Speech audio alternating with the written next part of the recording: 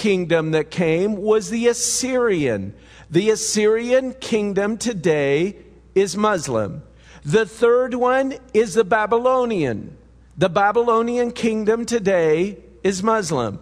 The fourth one is Persian. The Persian kingdom today, which is Iran, is Muslim. The fifth one is the Greek kingdom.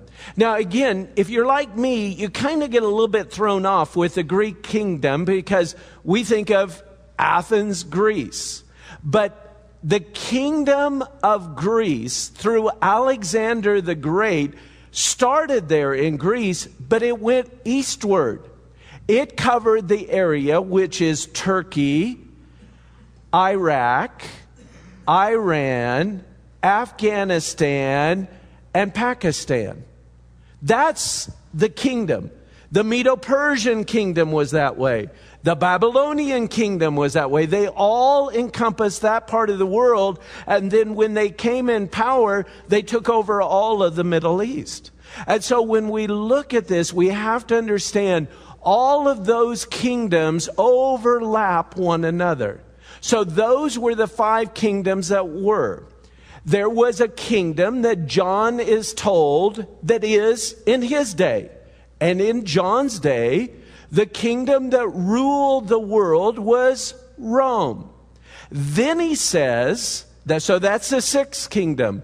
The seventh kingdom is not yet. That's what the angel told him. The seventh kingdom is not yet here. So that can't be Rome, can it? The seventh kingdom isn't here. It is the Islamic kingdom. And that Islam conquered Jerusalem in the 600s and trod down Jerusalem until 1967. And in fact, today, they still have the Temple Mount area that the children of Israel gave them. So out of that arose this great Muslim empire that was beyond description, as we're going to see when we get into the book of Daniel. Now, the Bible talks about this beast had a mortal wound which was healed. In 1924, because of the losses that Turkey experienced in World War I, the Ottoman Empire was destroyed. And no longer did Turkey control Israel. Who controlled Israel at that time? Great Britain controlled Israel. Great Britain controlled Egypt. France took Lebanon. France took Syria. France took Libya. It looked like the Christian West had conquered Islam. And it looked like a mortal wound to which they could never recover from. So what happens? We move into the 20th century. Oil is discovered in all of the Muslim area. And the nations of the world are made drunk and are willing to fornicate with the beast for money. And they become immensely, unbelievably, opulently wealthy. So much so that Saudi Arabia today funds much of our university system.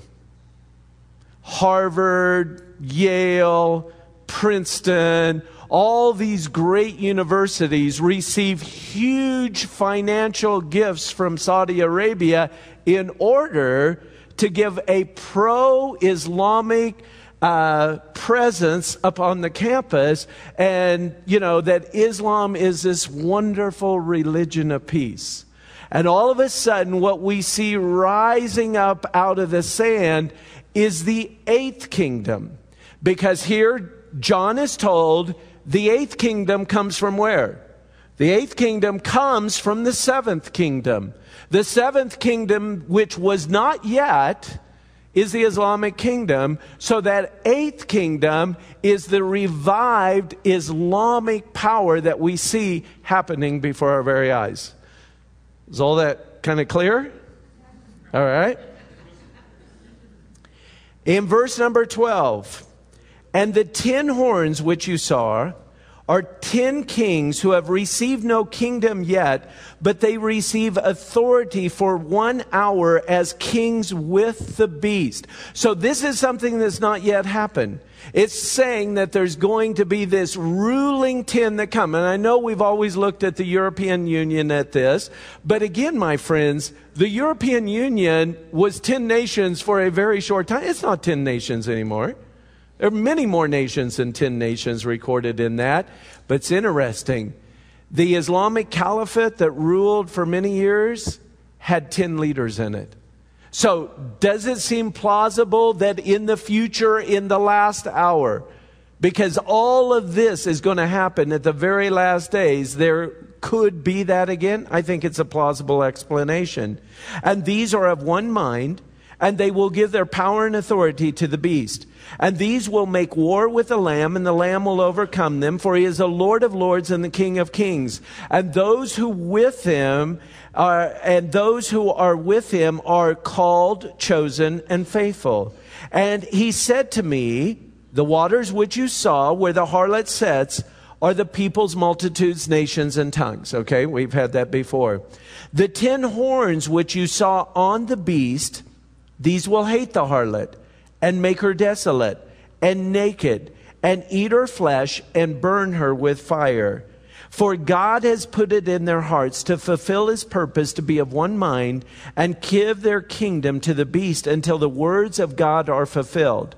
And the woman whom you saw is that great city which reigns over the kings of the earth. Now remember, there were no chapter divisions, right?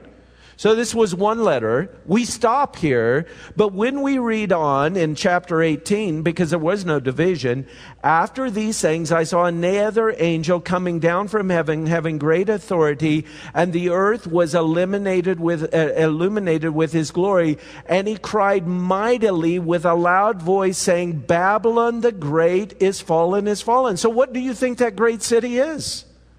I think it tells us right here, don't it? It's Babylon.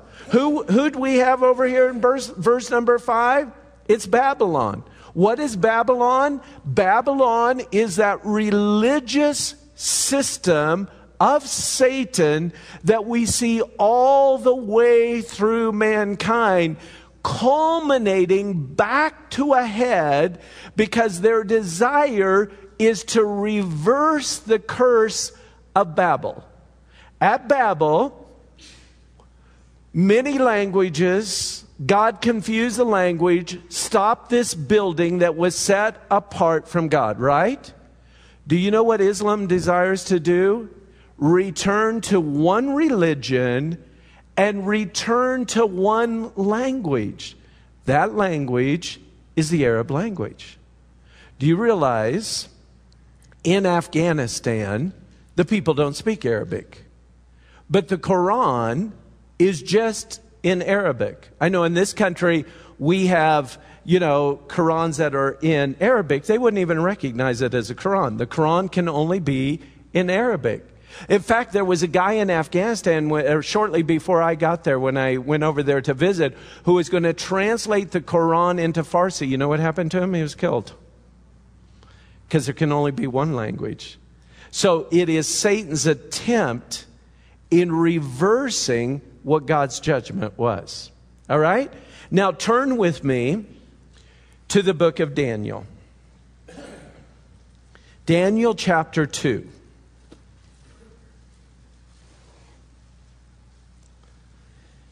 Because in Daniel, we have this dream of Nebuchadnezzar. And he has this dream. And in verse number 32 of Daniel chapter 2, this was the image. Now, Daniel is in the process of explaining the dream, okay? And Daniel says, the image head was of fine gold. Its chest and its arms were of silver. Its belly and its thighs were of bronze. And its legs of iron. And its feet partly iron and partly clay. You watched while a stone was cut out without hands, which struck the image on its feet of iron and clay and broke them into pieces. Now in verse number 35, I want you to underline this one part. Then the iron, the clay, the bronze, the silver, and the gold, underline this, were crushed together. They were crushed together and became like chaff from the summer threshing floor, and the wind carried them away so that no trace of them was found, and that the stone that struck the image became a great mountain and filled the whole earth. Now, what is the stone? The stone, all the way through Scriptures, is Jesus Christ. It says that he became a great mountain. Is that a literal mountain? It is a kingdom, isn't it? This is real clear, right? And so it is Jesus Christ. He strikes the very last part of the image. The last part of the image are the feet that are made of clay and iron. But notice what it says.